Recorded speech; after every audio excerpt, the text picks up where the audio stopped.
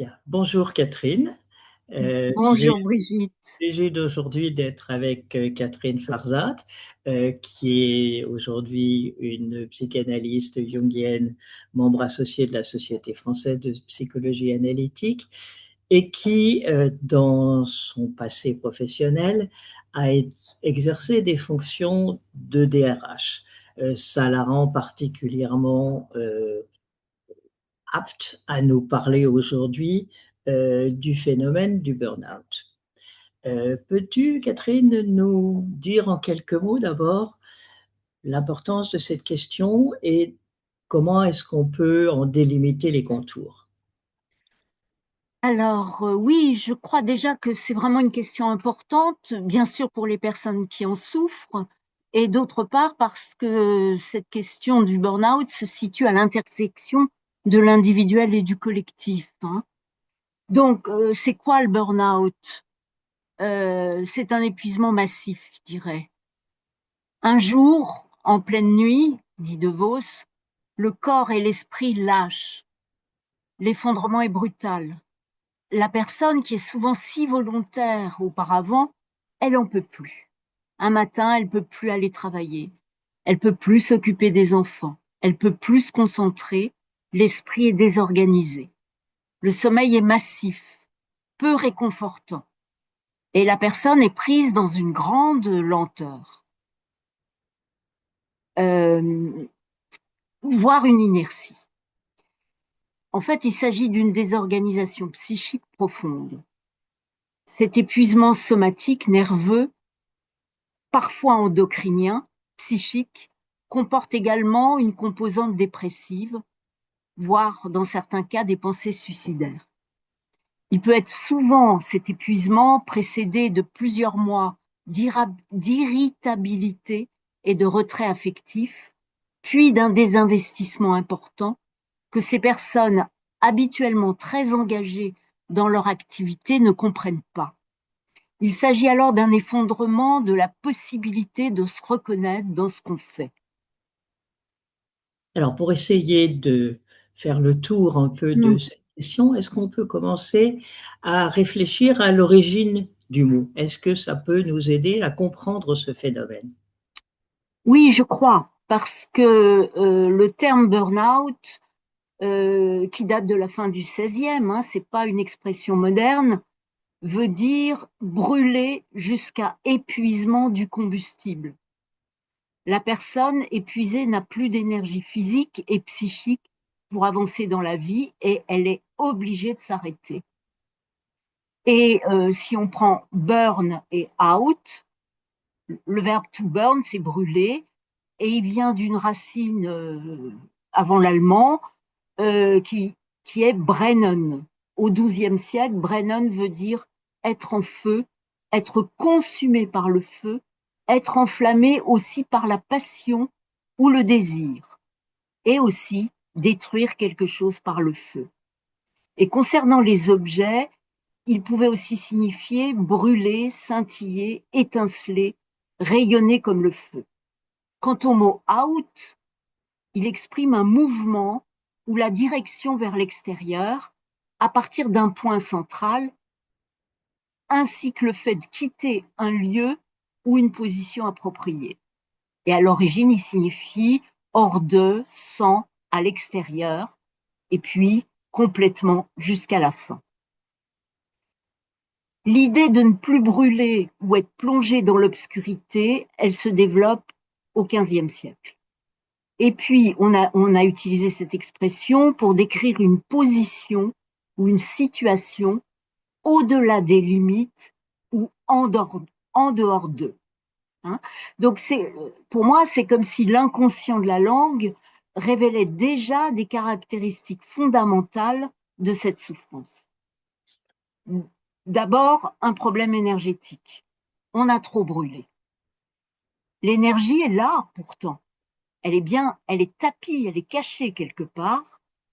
Parce que pour Jung, quand l'énergie est déplacée d'un processus psychique à un autre, elle n'est pas perdue, mais redistribuée ailleurs dans la psyché. Alors, la question est, où est-elle, puisque la personne ressent qu'elle est sans énergie? Ça, c'est une première question. Deuxième question, la perte ou l'absence d'un centre qui oriente au profit d'une adaptation à l'extérieur. Ce faisant, on est loin de chez soi, finalement. On est comme à l'étranger. Et parfois, quand on est à l'étranger, on peut être paumé. Hein. Et puis, l'étymologie va souligner aussi la possession du moi parce qu'il se manifeste comme une passion ou un désir. Et à ce moment-là, 3 questions. La première, c'est par quoi ou par qui le moi est-il possédé? La deuxième, c'est non, c'est la seule question. Non, non, je me suis trompée. J'en ai vu d'autres. Voilà. Il y a Et des questions puis, subsidiaires, si j'ai bien compris ensuite. comment? Oui, Sur la question, on ne peut plus briller, on ne peut plus oui, c'est ça. scintiller. C'est ça. Et là, il y a 3 questions parce qu'on peut plus briller, scintiller.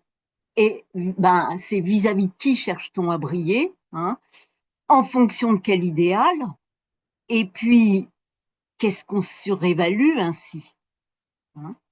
Et puis enfin, par rapport à l'étymologie, il y a l'idée d'absence de limite ou d'une problématique de limite. La question étant pour moi, comme souvent, la part de qui? De la part de qui?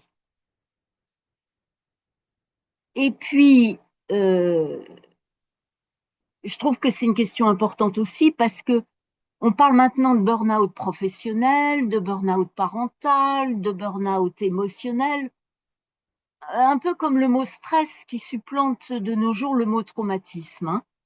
Le mot burn-out supplante l'effondrement, la notion d'effondrement et de perte de centre, dont finalement il est le symptôme.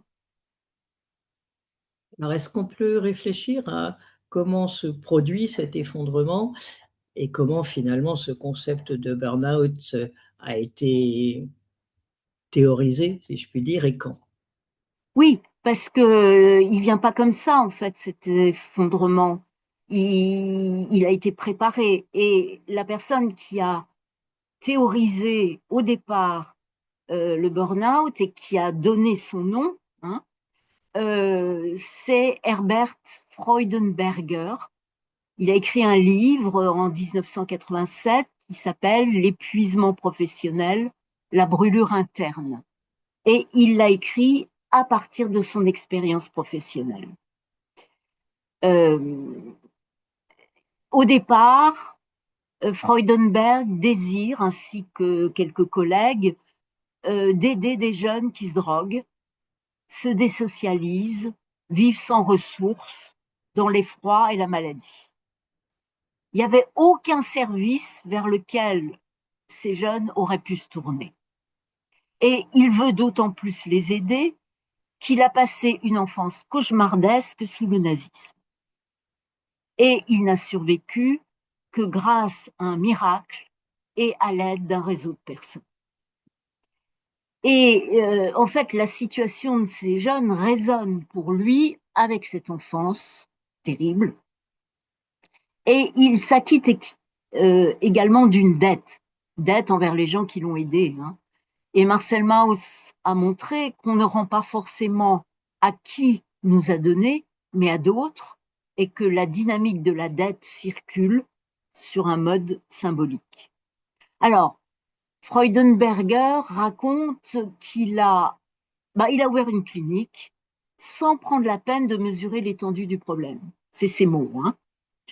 Il travaille à temps partiel, peu de professionnels et des bénévoles dont la plupart viennent de la rue et qui n'ont aucune formation professionnelle. Il dit avoir présagé de ses capacités et de celles de l'organisation et s'identifie complètement à ces jeunes, prenant fait et cause pour eux. Ben, les conséquences, c'est qu'il se surinvestit, il surinvestit son travail, et puis il arrive à un stade d'épuisement et de désinvestissement massif. Freudenberger identifie 2 raisons majeures qui l'ont conduit à ce surinvestissement, puis à cet épuisement et à ce désinvestissement. La première, c'est une raison externe, les moyens et l'organisation qu'il a définie sont totalement inadaptés à l'ampleur de la tâche. Deuxième raison, c'est une raison psychique interne, elle, c'est qu'il a projeté son enfance terrible dans ses jeunes. Et c'est cette part de lui qu'il cherche vraisemblablement aussi à soigner en aidant ses jeunes. Donc, peut-être aussi que la possession du moi par une figure archétypale du sauveur euh, est à prendre en compte. Alors, on sait que toute personne qui accompagne des personnes en état de souffrance psychique et physique d'ailleurs, et en situation de précarité, s'implique corps et âme, doit s'impliquer corps et âme, ce qui peut parfois la conduire à aller au-delà de ses forces. Hein. Mais le phénomène du burn-out n'est pas l'apanage des soignants. Il y a des estimations à partir d'enquêtes et d'indicateurs de souffrance au travail qui situent l'ampleur du phénomène et qui indiquent qu'au minimum 8% des salariés aujourd'hui sont en burn-out ou risque élevé d'épuisement sévère. Est-ce qu'on pourrait aller jusqu'à dire que le burn-out, que l'on observe sur le plan individuel, est en fait un symptôme de notre époque? Et une Je deuxième crois. question, qu'est-ce que la psyché essaye de dire à travers ce phénomène de burn-out? Effectivement, moi je crois que c'est la question. Hein.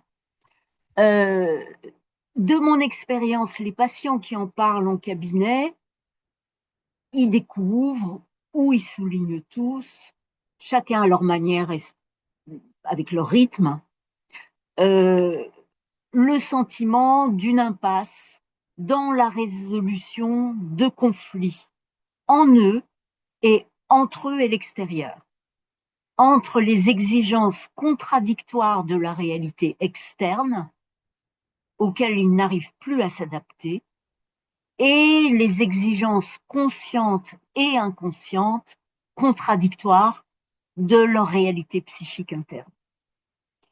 On peut Euh, donc oui, dire que le burn-out révèle parfois, ou même presque toujours, un malaise psychique plus profond. c'est ça. C'est pas un effondrement qui est dû seulement à un excès de charge de travail, à une évaluation permanente et parfois même à une déshumanisation des relations de travail, ce qui est déjà énorme. Hein. Bon, c'est souvent, pour moi en tout cas, une crise de sens et pour les patients aussi que finalement qui découvrent ça au cours de la thérapie, hein, une crise de sens, une vie vécue selon des valeurs externes plutôt qu'intérieures, comme l'étymologie d'ailleurs l'a déjà souligné. Hein. Euh, C'est-à-dire que l'adaptation de la personne n'est pas une simple adaptation à des objectifs professionnels, mais déjà je crois au culte collectif de l'urgence et à une relation perturbée au temps. Hein. Et ça, c'est fréquent en entreprise ou dans les associations de travail social, hein, d'ailleurs. C'est un cycle action-réaction parce que c'est urgent. Hein. Et l'effondrement massif survient fréquemment chez des personnes suradaptées, qui sont porteuses, je dirais, d'une espèce d'instance interne très exigeante et qui ont appris très tôt dans leur histoire à tenir sans soutien. Euh, je crois que le burn-out peut être compris comme la conséquence d'une hypertrophie de la volonté au service de l'adaptation externe et au détriment, je vais dire peut-être un gros mot, mais au détriment du soi. Il y a comme un renoncement au soi. Hein. La Euh, totalité psychique telle que l'a décrit Jung. voilà. Hein.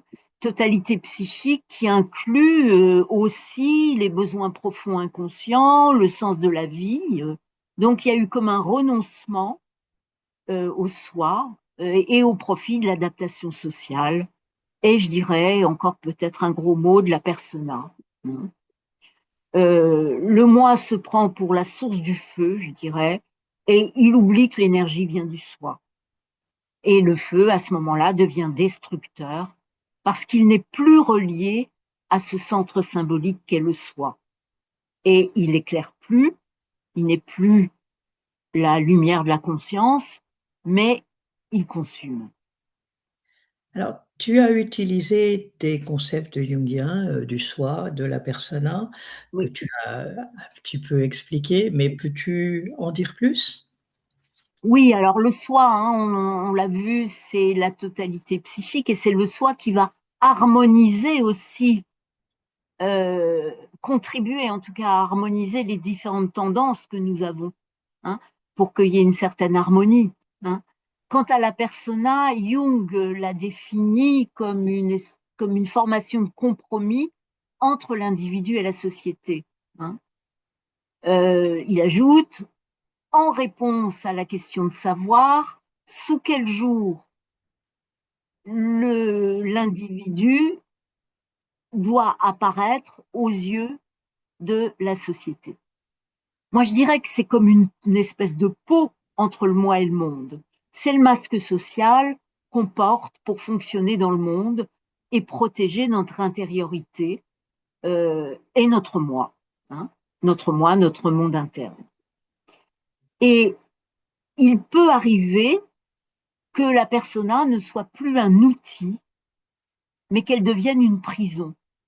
Et ça arrive quand? Pour moi, c'est quand le moi va s'identifier à la persona, une persona souvent compétente, performante, fiable, toujours disponible, gentille même parfois, hein.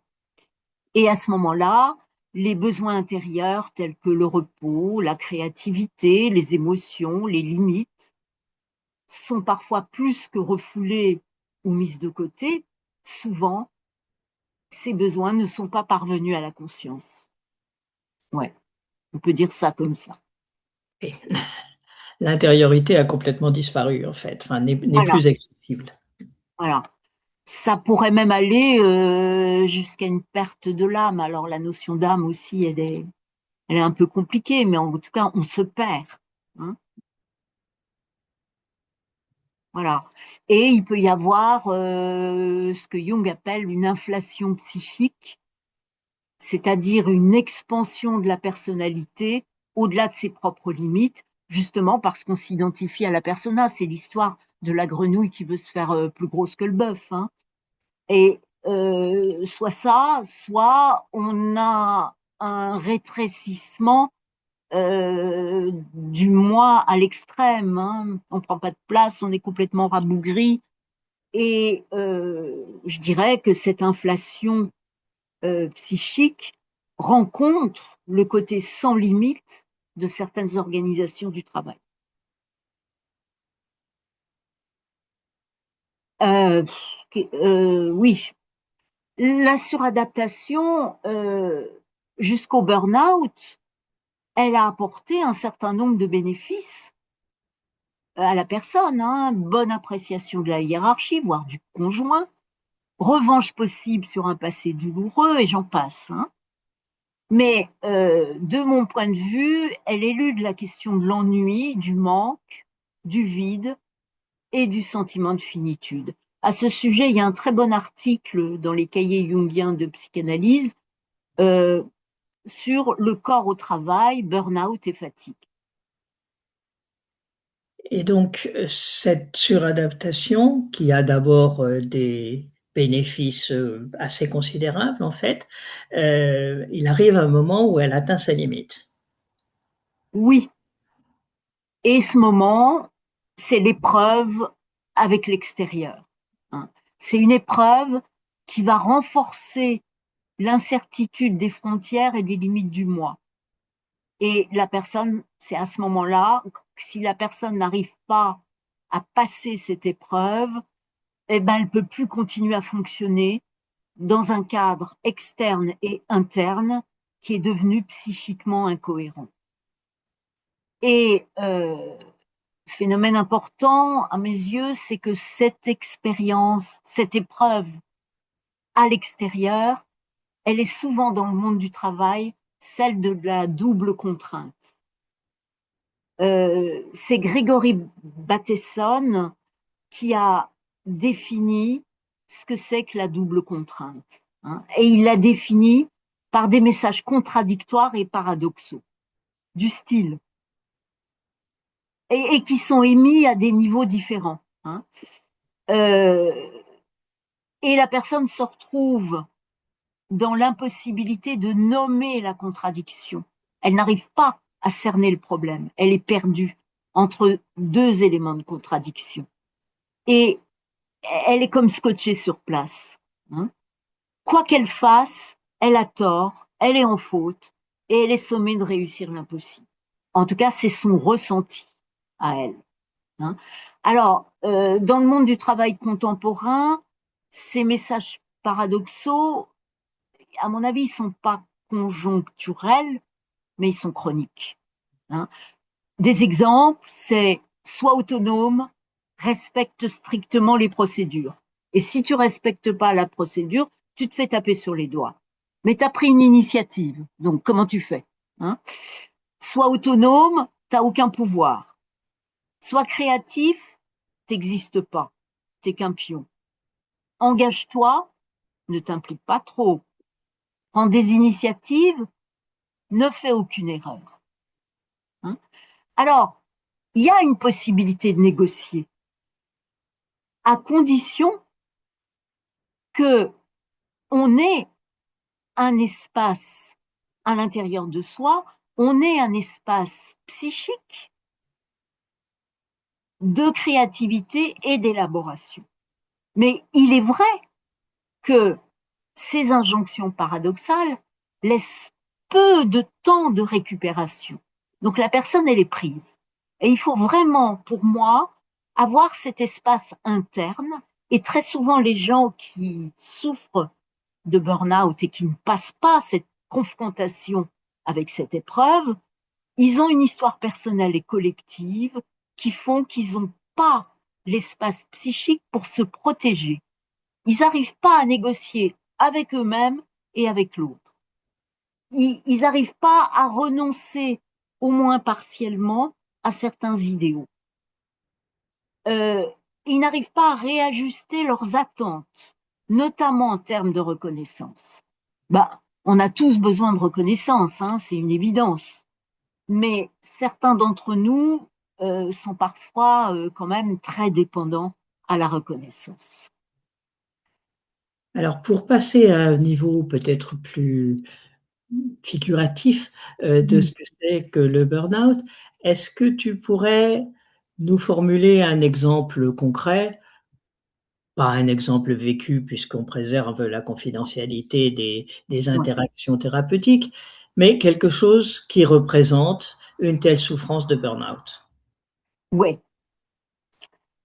Donc, on a une réalité extérieure qui va mettre la personne en situation de double contrainte et euh, on a une réalité psychique dans l'exemple que je vais donner et qui est courant, hein, quel que soit le statut de la personne et sa place dans les organisations. Hein. On a une réalité psychique qui est comme empreinte d'un trop-plein de contraintes internes, contradictoires, et des tendances internes inconscientes, divergences et irréconciliées. La personne n'arrive pas à harmoniser tout ça. Hein.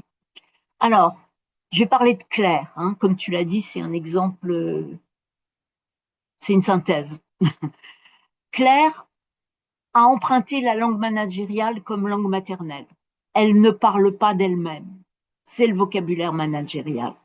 Et elle se présente avec un corps raide, presque figé, et une grande ignorance de ce qui lui plaît et de ce qui lui déplaît, au profit de valeurs collectives et d'une pensée et d'un fonctionnement par la pensée. Hein. C'est ce qui arrive souvent dans les situations de burn-out, où la personne ne sait pas délimiter d'après elle-même, d'après son sentiment au sens jungien, ce qui lui plaît, ce qui lui déplaît. Hein. Donc Claire, elle exerce des fonctions d'organisation dans un environnement hautement concurrentiel. Mais là, à nouveau, ça pourrait être autrement, ça pourrait être dans une entreprise de travail social avec d'autres objectifs. Hein. Mais donc, cet environnement, il est marqué par des objectifs chiffrés stricts, des délais serrés et une culture de la performance, de la disponibilité et de la loyauté. Hein. Et puis, il y a eu un certain nombre de réorganisations successives qui ont accru la charge de travail de Claire. Bon, ben, elle commence par arriver plus tôt, à partir plus tard, travaille le soir et le week-end et compense les manques de l'organisation par son engagement personnel. Quand elle ressent de la fatigue ou de la colère, elle les disqualifie. Elle dira, par exemple, « Je n'ai pas à me plaindre, d'autres y arrivent ». Elle tire même d'ailleurs une certaine fierté d'y arriver. C'est-à-dire que le conflit est d'abord nié. Et puis petit à petit, la fatigue va augmenter, elle va se sentir moins compétente, ce qu'elle vit avec honte. D'autant, dit-elle, qu'on a toujours pu compter sur elle.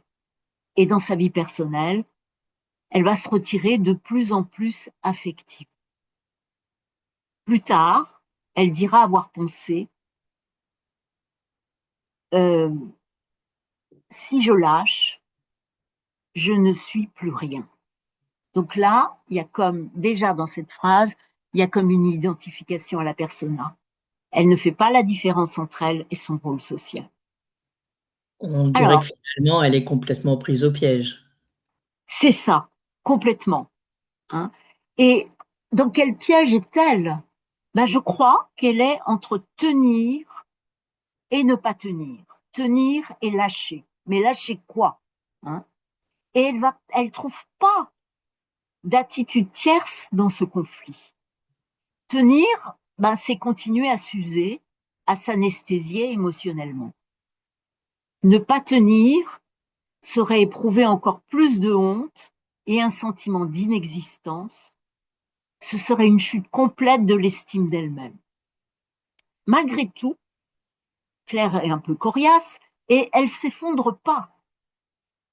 Et alors, ses troubles somatiques et la froideur relationnelle augmentent. Elle dira plus tard, je fonctionnais mais ne ressentais plus rien.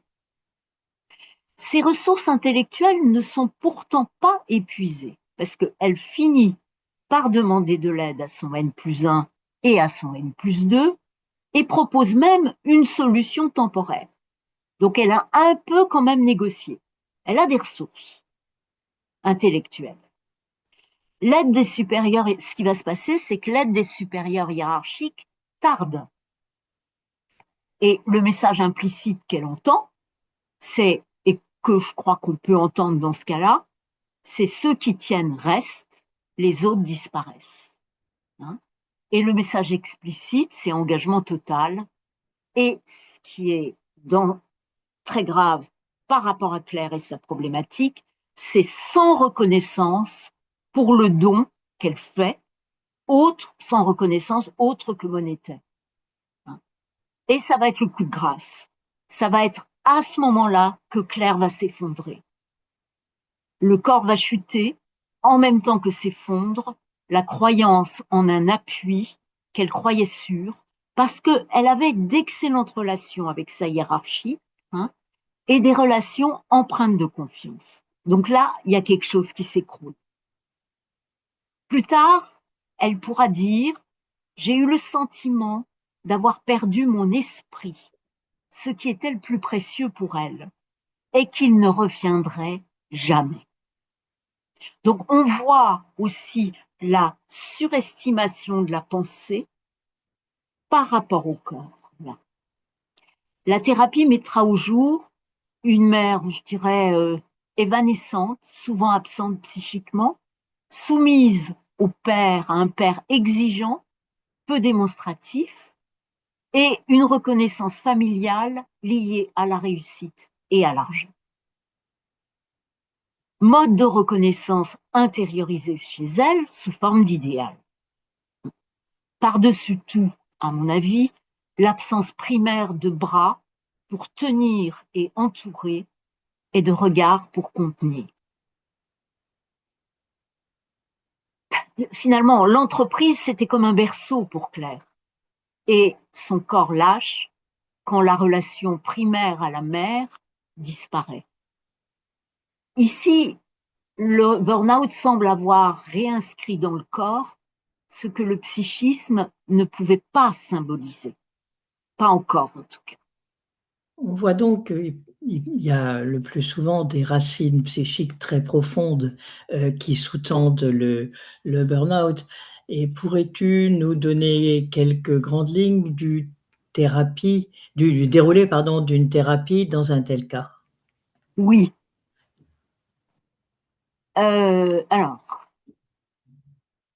ce qui s'est passé, c'est qu'à un moment donné, nous avons réalisé que le moi de Claire était possédé dans cette situation professionnelle par l'absence d'une bonne relation maternelle, d'une part, et d'autre part, par une image psychique intériorisée, internalisée plutôt, une figure issue des premières relations et organisée autour d'images collectives. Et vraiment, ça a été dans le cadre d'une imagination, une immense et écrasante figure noire d'exigence et de tyrannie. Énergie qui agissait inconsciemment et structurait les attentes qu'elle avait envers elle-même et envers le monde.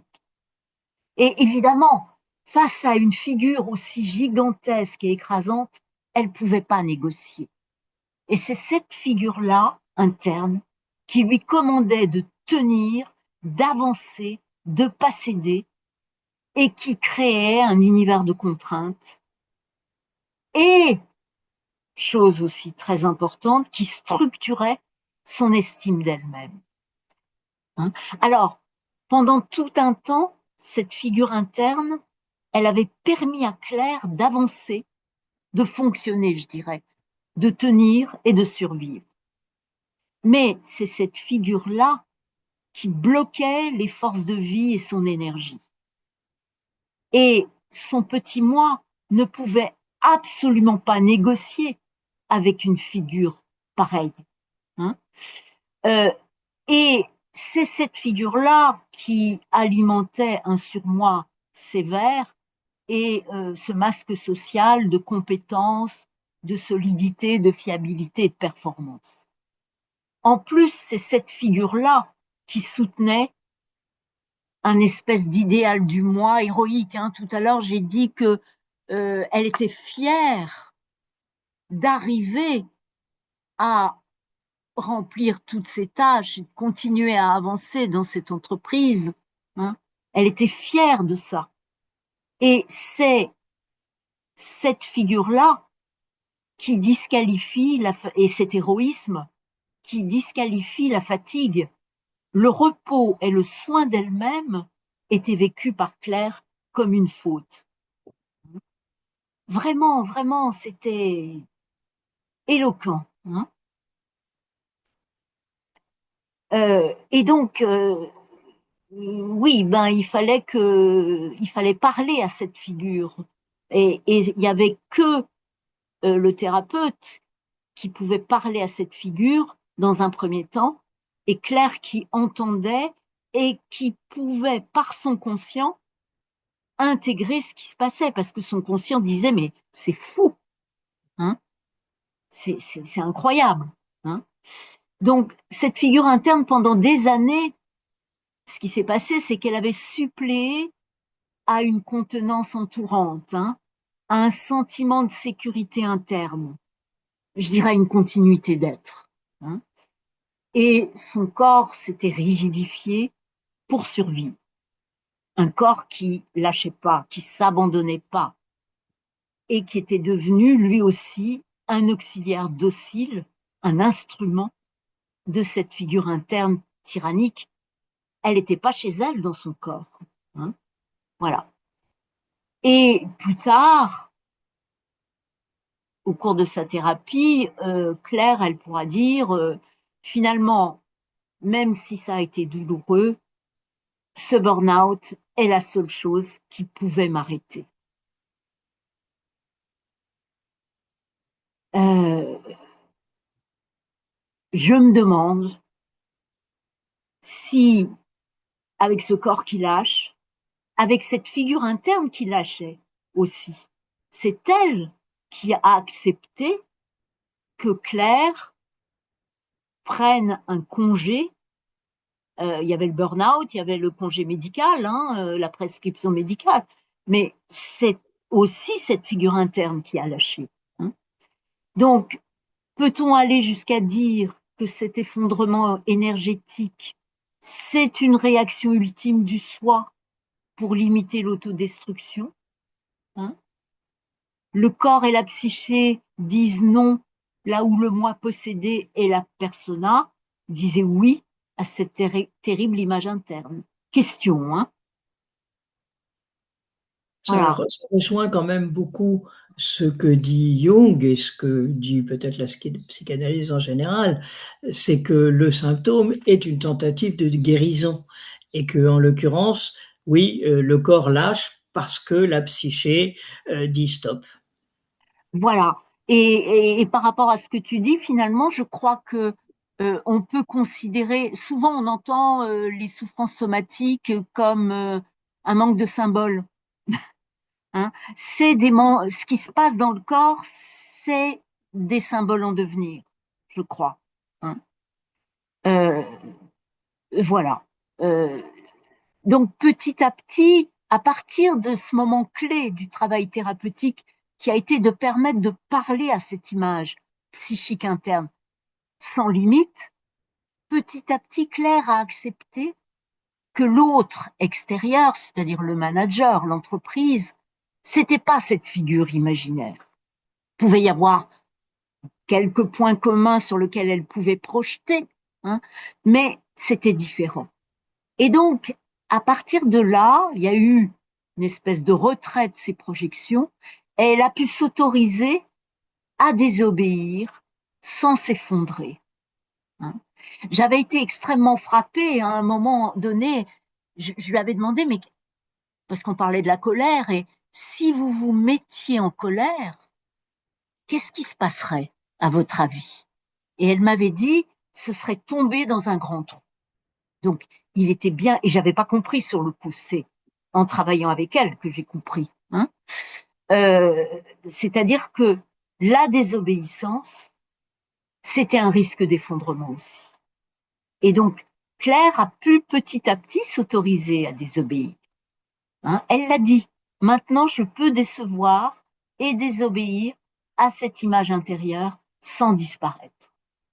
Bon, c'est évidemment un travail interne important, un travail psychique important. Tu nous as très clairement exposé comment la problématique interne et la pression euh, de l'entreprise ou de la société moderne aujourd'hui concourent à créer ce phénomène de burn-out, qui est donc inséré aussi dans la société actuelle. Et on voit d'ailleurs que les cas de burn-out tels qu'ils sont documentés ont beaucoup augmenté ces 20 ou 30 dernières années. Bon, je pense aussi qu'il y a eu des changements dans le mode de gestion des entreprises et une certaine augmentation encore de la déshumanisation qui ont euh, favorisé cela. Et à ton avis, comment est-ce qu'on pourrait, en tant qu'individu et en tant que collectivité, se préserver de ce burn-out? Il n'y a pas de recette magique, bien entendu, hein. Euh, mais je crois que par rapport à cette rencontre mortifère qu'est la rencontre de l'entreprise et la rencontre des contraintes internes de la personne, euh, la seule manière que je vois de résoudre cette perte d'âme, c'est d'explorer c'est un travail interne, hein. C'est un travail interne d'introspection de façon à pouvoir établir une relation intime avec soi-même, de façon à pouvoir dire ça me plaît, déjà à minima, ça me plaît pas, hein. Ça je peux pas, hein.